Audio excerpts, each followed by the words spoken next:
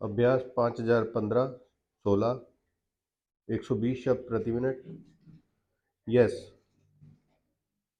अध्यक्ष जी, किसी भी देश की विदेश नीति अपने में कोई स्वतंत्र नीति नहीं होती है, वरन वह किसी देश की आंतरिक नीति को स्पष्ट करती है। विराम। उदाहरण के लिए हम अमेरिका को ले सकते हैं।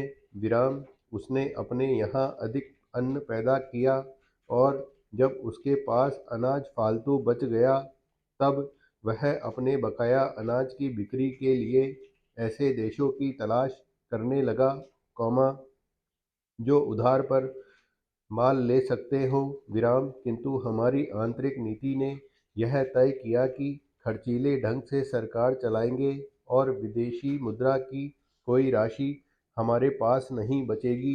विराम। हमने कर भी लगा दिए और मुद्रा प्रसार भी कर दिया। विराम। कुछ संकट पड़ने के बाद इस बात की आवश्यकता को नहीं समझा कि उस पैसे का कहीं अन्यत्र उपयोग कर सके। विराम। श्रीमान, मुझे माननीय प्रधानमंत्री जी के इस कथन पर दुख होता है कि दुनिया के अमीर और गरीब देशों का अंतर लगातार बढ़ता जा रहा है। विराम। मैं उनसे यह पूछना चाहती हूँ कि भारत की विदेश नीति ने उस अंतर को घटाने की क्या कोशिश की है? प्रश्नवाचक।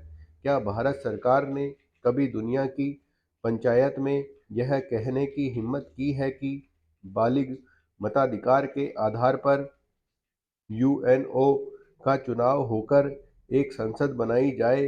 प्रश्नवाचक। और क्या आप में यह देखने की हिम्मत है कि फौज के हिसाब से कर लगाकर एक विकास का खाता खोल दिया जाए?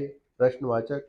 जो देश विकसित हैं, उनके मजदूरों का 1 घंटा हमारे देश के मजदूरों के 100 घंटों के बराबर माना जाता है, क्योंकि उनके पास साधन हैं, इसीलिए यह अंतर और बढ़ता चला जा रहा है। विराम। किसी देश के अंदर आंतरिक नीति में अमीरी और गरीबी का अंतर बढ़ता चला जा रहा हो और वह दुनिया के देशों में विद्यमान अमीरी और गरीबी के इस अभिशाप को समाप्त करेगा, यह समझ में आने वाली बात नहीं है। विराम। अब मैं आपका ध्यान एक और बात की ओर दिलाना चाहती हूँ। विराम। पूर्वी जर्मनी को मान्यता देते हमें परेशानी होती है, इसलिए कि शायद पश्चिमी जर्मनी को बुरा लगे। विराम। लेकिन पश्चिमी जर्मनी ने तो अपनी रक्षा का भार दूसरों पर छोड़ दिया है। विराम। अपने उसने अपनी पूरी शक्ति इस बात पर लगा दी है कि अधिक से अधिक उत्पादन किया जाए। प्रश्नवाचक। आपने जो समय दिया उसके लिए मैं आभार प्रदर्शन करता हूँ और आपका धन्यवाद करता हूँ। विराम। अध्यक्ष जी, जिस समय पाकिस्तान ने भारत पर हमला किया था, उस समय उन्होंने देश की रक्षा के लिए महत्वपूर्ण कार्य किया था। विराम।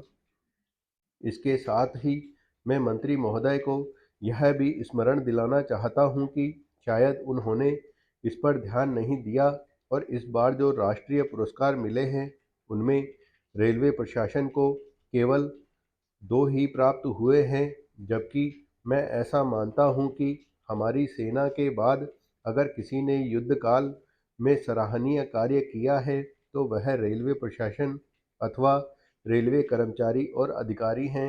विराम।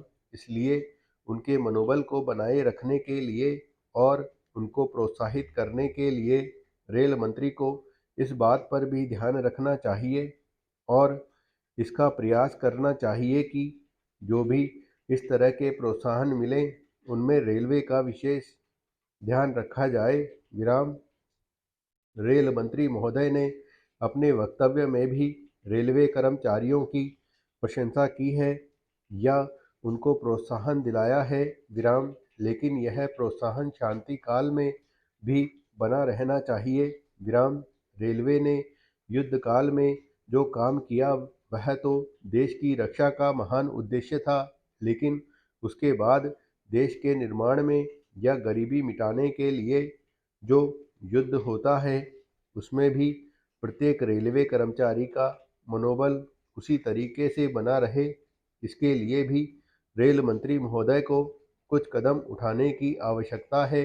विराम मैं ऐसा मानता हूँ कि वह किसी भी तरीके से करें, उनका तरीका कुछ भी हो, लेकिन उनको यह करना चाहिए कि जितने भी रेलवे कर्मचारी हैं, जो भी रेलवे से मुनाफा हो, उसमें वह साझेदार हो।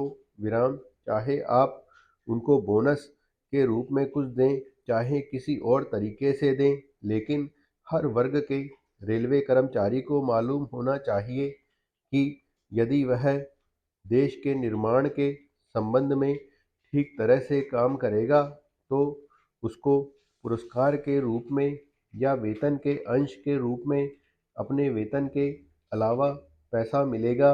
विराम इसी प्रकार इस संबंध में एक और सुझाव देना चाहता हूँ।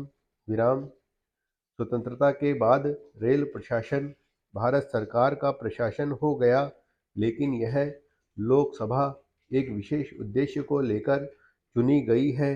विराम यह उस कार्यक्रम का एक नमूना ही है। विराम गांधी जी ने जीवन के सभी पहलुओं पर प्रकाश डाला था। विराम धन को वे स्वयं से व्यय करने के हक में थे। विराम